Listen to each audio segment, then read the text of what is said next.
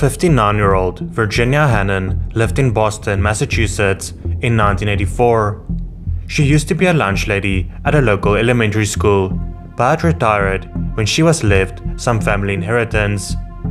Virginia was also a widow and lived alone in her home. On February 12, 1984, someone broke into her house and took her life. Her body was found on her bed. The motive for what happened was not clear. Investigators were not able to find a person who did this to her, and the case went cold. In 2020, a man came forward with information that would finally help solve the case. He told investigators that he had a friend named Jesse Elwood. In 2019, Jesse told him that he took the life of Virginia Hannon. The reason he only told investigators in 2020 is because Jesse passed away just a day before at the age of 58. Investigators got a DNA sample from Jesse's body at a hospital where he had just passed away.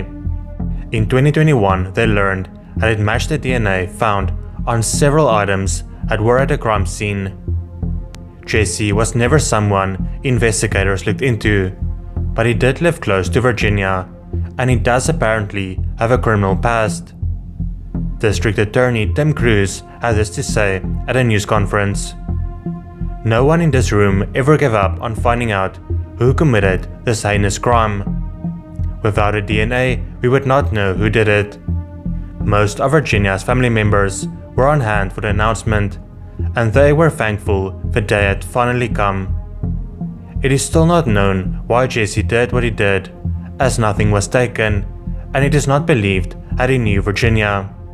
Tim Cruz said, "You know, DNA gets us to the people, but it does not necessarily get us to what exactly happened."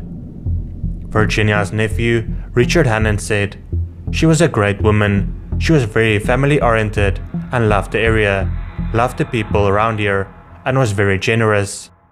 He still hopes that someone who knew Jesse would come forward with more information. Somebody will remember, I believe. Somebody will be brave enough to come forward. On September 18, 2001, a 7-year-old girl and her 8-year-old brother were walking to school in Greeley, Colorado. A man who was waiting near an alley got out and forced the little girl into his car. He then drove to a secluded area near the Greeley airport where he assaulted her. She managed to get away and went to the Air National Guard near the airport where police were called. The victim described the man as being light-skinned. She believed he might have been around 25 years old. He had a bad complexion and possibly a tattoo of a snake on one arm. He also spoke a little Spanish. Investigators tried to identify the man, but were unable to, and the case went cold for many years. In August of 2019, investigators contacted Parabon Nanolabs in Virginia to request the company's snapshot DNA phenotyping service. The snapshot produced an image showing what a subject potentially looked like. They can predict his ancestry, eye color, hair color, skin color, and face shape. This is what they came up with. Parabon Nanolabs also used genetic genealogy to help identify the man. Finally, in 2021, they identified the man as James Zamora. He was 26 years old at the time of the crime. This is a picture of what he looked like in 2001. He passed away in 2012, so sadly, there will not be any justice for the little girl. Investigators believe that James might be involved in more cold cases. They are asking anyone who knew him or had any interactions with him to please contact Detective Robert Cash at this number.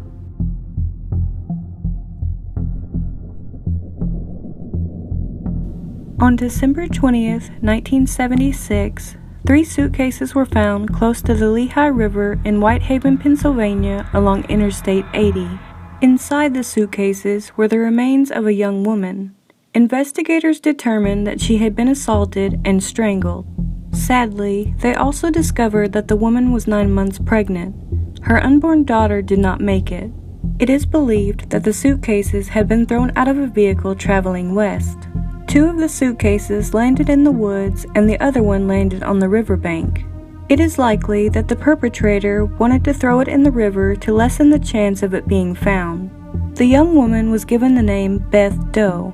She was roughly 5 feet tall and weighed 145 pounds due to her pregnancy. Beth Doe had dark brown hair, and it was believed that she was white and born in Europe before moving to the United States.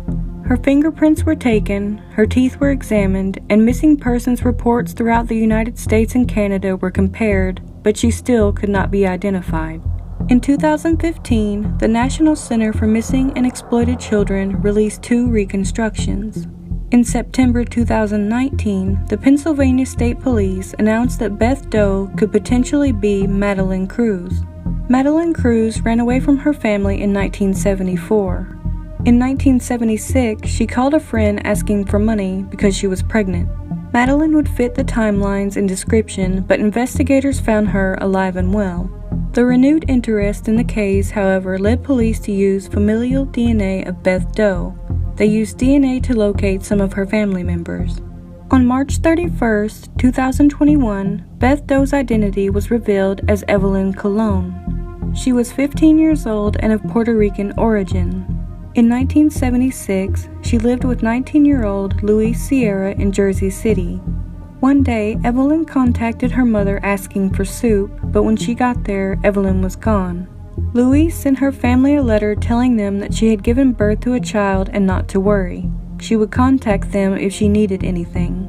Evelyn's family never reported her missing, as they believed she was safe with Luis and that she had cut contact deliberately. Also, on March 31, 2021, investigators went to Luis's home and questioned him. He at first claimed he had no idea who Evelyn Colon was, but later changed his story. Investigators felt they had enough to arrest him and did just that. He is currently being held without bail.